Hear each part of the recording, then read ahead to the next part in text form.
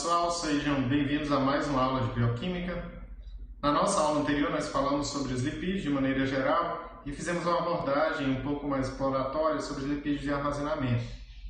Os lipídios são conhecidos sobretudo pelos seus representantes lipídios de armazenamento, que são os óleos e as gorduras, mas além de óleos e gorduras nós temos outros lipídios presentes, outras classes de lipídios que estão presentes. Na aula de hoje nós vamos falar dos lipídios como sinalizadores, como moléculas sinalizadoras, que podem agir, por exemplo, como hormônios. E nós vamos falar também sobre um grupo de lipídios, que são os lipídios estruturais, que vão fazer parte tanto da membrana plasmática como de outras membranas dentro dos espaços intracelulares, como, por exemplo, nas organelas membranosas, inclusive.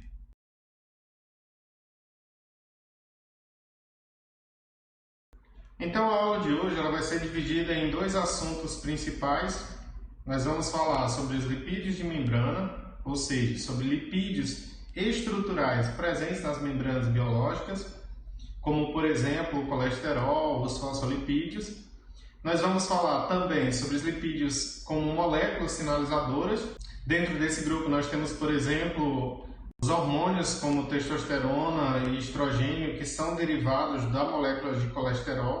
Então, a molécula de colesterol ela vai servir como um precursor para a formação desses hormônios.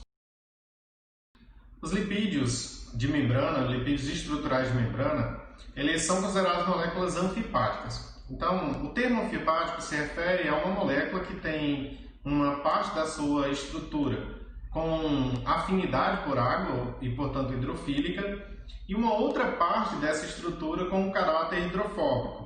Ou seja, com uma cadeia normalmente apolar e que não tem afinidade nenhuma por água. Então essas moléculas que têm essa característica de uma região com um comportamento hidrofílico e uma outra região estrutural com comportamento hidrofóbico, nós dizemos que são moléculas anfipáticas. Então os lipídios de membrana, como por exemplo os fosfolipídios, que vão ter as caudas de ácidos graxos que são apolares e portanto hidrofóbicas, e vão ter a região da cabeça com o grupo fosfato que tem uma região com polaridade, portanto com caráter hidrofílico. Além do fosfolipídios, outros grupos também que estão constituídos dentro dos lipídios estruturais de membrana vão ter esse comportamento de ser anfipático. Então, de maneira geral, os lipídios estruturais de membrana eles possuem essa característica de serem moléculas anfipáticas, ou seja, de possuírem interações hidrofóbicas e interações hidrofílicas entre suas moléculas. Esses lipídios estruturais de membrana eles são divididos em 5 grupos principais: os glicerofosfolipídios, os galactolipídios, os sulfolipídios, os esfingolipídios e os esteróis. As porções hidrofílicas nesses compostos anfipáticos elas podem ser tão simples como um único grupo hidroxila ou elas podem possuir componentes mais complexos do que um grupo hidroxila. Na ilustração, nós temos uma membrana biológica, uma membrana plasmática. Nessa membrana plasmática, você consegue observar a presença de proteínas, inclusive proteínas anfipáticas, como as proteínas integrais de membrana. Nós temos a presença de carboidratos, que estão presentes aí, constituindo o glicocálix. E nós temos a presença dos fosfolipídios, que constituem uma bicamada fosfolipídica. Pegando especificamente o fosfolipídio, fazendo uma ampliação sobre essa molécula, você consegue observar a presença de 2 cadeias de ácido graxo. Uma dessas cadeias encontra-se saturada, ou seja, livre de ligações duplas, e uma outra cadeia possui uma insaturação nesse ácido graxo. Na região da cabeça do fosfolipídio, onde você tem a região hidrofílica, ou seja, a região que tem polaridade e, portanto, que tem o caráter de afinidade por água. E aí a gente tem a molécula de glicerol, que é um álcool, e o grupo fosfato compondo essa cabeça hidrofílica, ou seja, essa região com afinidade por água.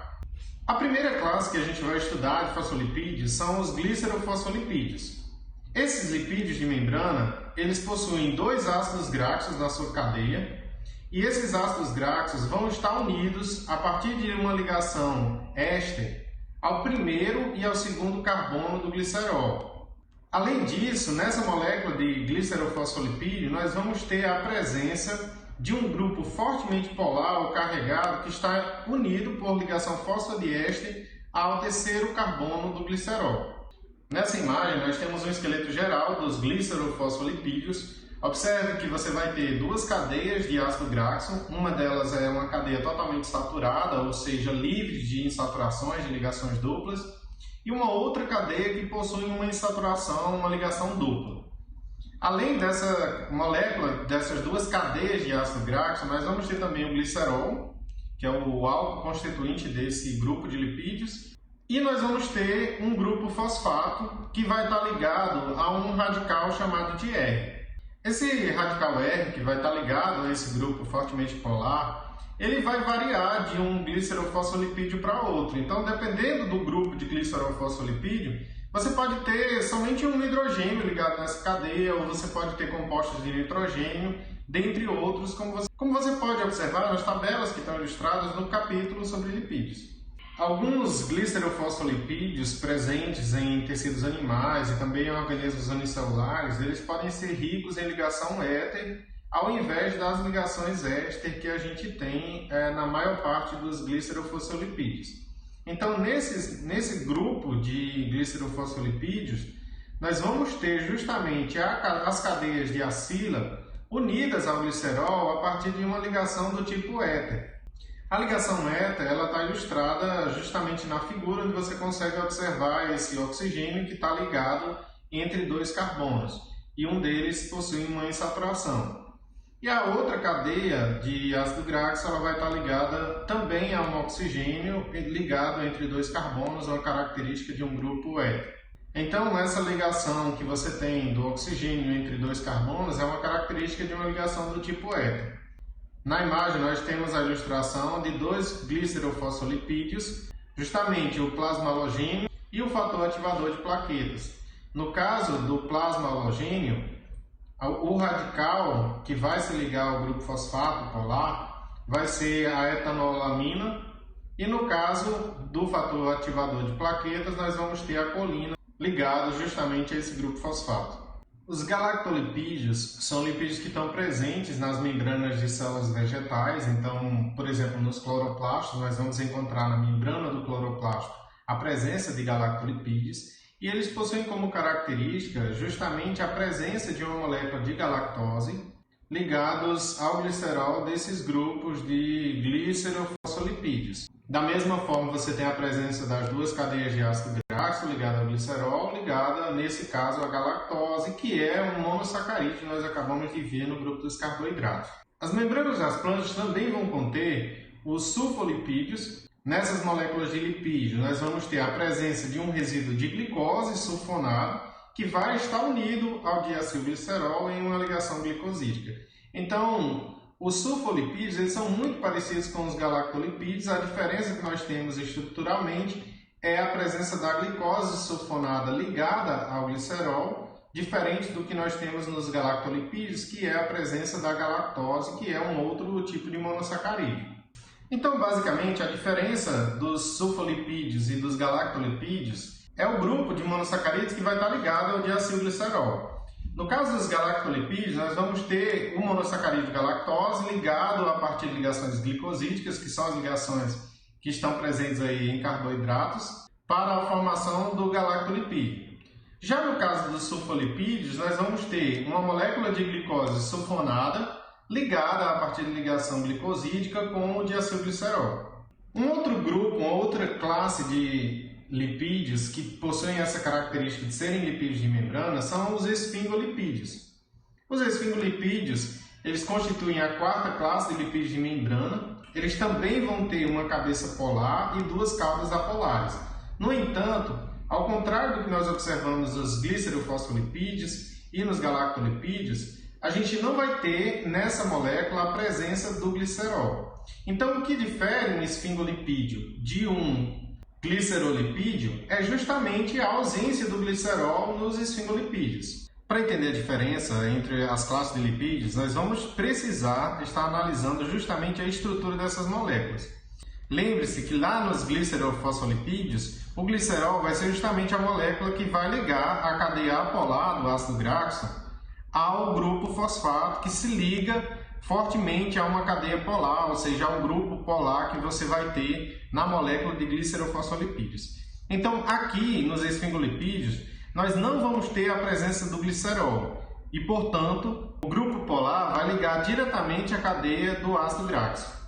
De maneira geral, os esfingolipídios eles são derivados de moléculas de esfingosina. Nessa ilustração nós temos o esqueleto geral dos esfingolipídios, que é uma molécula de esfingosina que está ligada a um ácido gráfico, justamente a partir de uma ligação entre o grupo amina da esfingosina com o grupo carboxila do ácido gráfico, O ácido gráfico é um ácido carboxílico, então ele vai ter a presença do C-OH.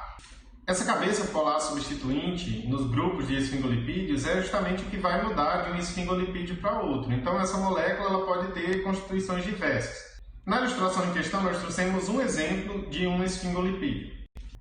Nessa ilustração, a cabeça polar substituinte vai conter um grupo fosfato, que está destacado na ilustração em vermelho, ligado a uma cadeia de grupo funcional amina.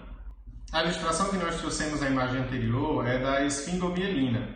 A esfingomielina é um esfingolipídio específico que vai estar presente na membrana da bainha de miosina, que está presente justamente na cauda dos axônios nos neurônios. Então, esse esfingolipídio ele vai ter uma função importante nesse tipo de membrana.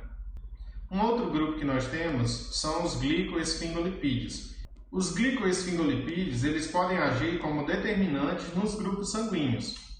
Nessa ilustração, nós temos justamente os antígenos O, A e B dos grupos sanguíneos humanos. As porções de carboidratos que estão presentes em esfingolipídios de grupos sanguíneos humanos, elas vão ser importantes justamente para definir o tipo de sanguíneo da pessoa, se a pessoa tem tipo sanguíneo A, se a pessoa tem tipo sanguíneo B ou O. E esses esfingolipídios, inclusive, eles vão definir se você pode receber ou não sangue de um outro tipo sanguíneo, justamente pela presença desse tipo de moléculas. A última classe de lipídios de membrana que nós vamos falar são os esteróides. Os esteróides eles são lipídios estruturais que vão estar presentes na maioria das células eucarióticas. O núcleo esteroide vai ser característico desse grupo de lipídios e vai consistir em 4 anéis fusionados. 3 desses anéis com 6 carbonos e um desses anéis com 5 carbonos. O colesterol é o principal esterol nos tecidos humanos. O colesterol é um lipídio do grupo dos esteróides que ele vai ser muito importante nas membranas das células animais. A principal função do esterol, além, obviamente, da formação de hormônios que vão ser derivados do colesterol, vai ser na capacidade de perda de calor pela membrana plasmática. Então, para que uma célula ela consiga perder calor com efetividade, a sua membrana plasmática vai precisar possuir colesterol, isso especificamente no caso dos animais. E é por terem uma membrana plasmática rica em colesterol que vários mamíferos endotérmicos conseguem sobreviver em temperaturas muito baixas, porque eles conseguem perder calor da célula para aquecer o corpo e garantir a endotermia. Na imagem nós temos o colesterol. O colesterol ele vai ter o núcleo esteroide. Você observa que esse núcleo esteroide característico ele possui 4 anéis. 3 desses anéis possuem 6 carbonos na sua cadeia. E um quarto anel, que está numerado como o anel D do núcleo esteroide, ele vai possuir apenas 5 carbonos. As cadeias formadas pelo núcleo esteroide e também a cadeia lateral alquila, característica do colesterol, todos esses grupos eles constituem uma região apolar e, portanto, hidrofóbica da molécula de esterol. Mas esse grupo, essa cabeça, denominada de cabeça polar, onde você tem a presença da hidroxila, confere um caráter hidrofílico para a molécula de colesterol.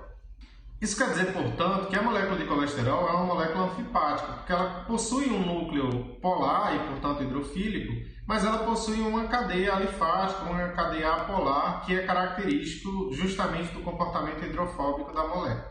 E na outra ilustração, nós temos um outro tipo de esterol, o ácido taurocólico. Esse ácido é um ácido biliar, ou seja, presente na bile. Ele vai ter mais grupos hidroxilas, ou seja, ele tem uma polaridade maior na molécula e, portanto, ele é mais hidrofílico. Mas ele vai possuir uma cadeia lateral, que é denominada de taurina, que possui um núcleo de enxofre. Observe que o núcleo esteroide ele é igual tanto no ácido taurocólico como na molécula de colesterol. Então, o núcleo-esterol ele é igual dentro dos lipídios presentes no grupo dos esteróis. Os lipídios eles podem agir também como moléculas sinalizadoras, como hormônios, por exemplo, que são carregados no sangue de um tecido para o outro, agindo como mensageiros intracelulares, gerados em resposta a uma sinalização extracelular, um hormônio ou um fator de crescimento.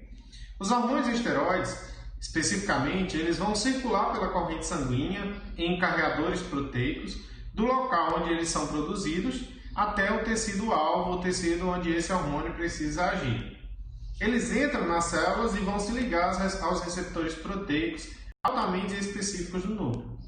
Portanto, esses lipídios que agem como sinalizadores, eles vão causar mudanças na expressão gênica e, portanto, eles vão provocar alterações metabólicas. Na ilustração, nós temos vários esteróis derivados do colesterol, então a testosterona, o cortisol, a prednisona, o beta-estradiol, a aldosterona e a prednisolona. A testosterona é o principal hormônio masculino, ela é derivada do colesterol e ela vai definir nos homens justamente o aparecimento das características secundárias masculinas, então presença de pelos, presença de barba, o engrossamento da voz, e vai ter uma ação específica controlando sobretudo a produção de espermatozoides.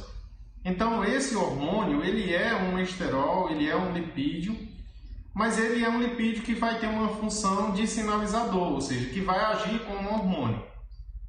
Outros lipídios possuem função similar em outros tecidos, em outras células humanas e, portanto, são lipídios também sinalizadores. Lipídios como pigmentos naturais.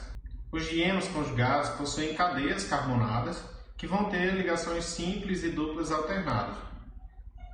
Como esse arranjo estrutural vai permitir movimentos dos elétrons, os compostos eles podem ser excitados por radiações eletromagnéticas de baixa energia, a partir da luz visível, dando a eles cores visíveis para os seres humanos e também para outros animais. O caroteno é o amarelo alaranjado, compostos semelhantes dão às penas de aves seus vistosos vermelhos, alaranjados e amarelos. Na ilustração específica, eu trago para vocês dois desses pigmentos que são lipídios. A cantaxantina, que é o vermelho brilhante, presente em aves que possuem esse vermelho chamativo, como por exemplo os guarás, e o amarelo brilhante, que está presente nesse periquito, que é característico de pigmentos lipídicos, como por exemplo a zeaxantina. Note que a cadeia polar ela é constituída de ligações alternadas entre ligações simples e ligações duplas, e você tem a presença do grupo polar. Então esse arranjo característico é o que configura justamente a capacidade desses elétrons serem excitados e fazer com que a cor vermelha ou a cor amarela ela seja enxergada pelas pessoas, pelos animais de maneira geral. Então, pessoal, nós finalizamos mais uma aula de lipídios. Na nossa próxima aula, nós vamos falar sobre a caracterização dos lipídios. Para o melhor aprendizado no conteúdo, além de assistir o vídeo completo, obviamente, vocês precisam resolver as atividades que estão disponíveis no Google Sala de Aula. Bons estudos para vocês!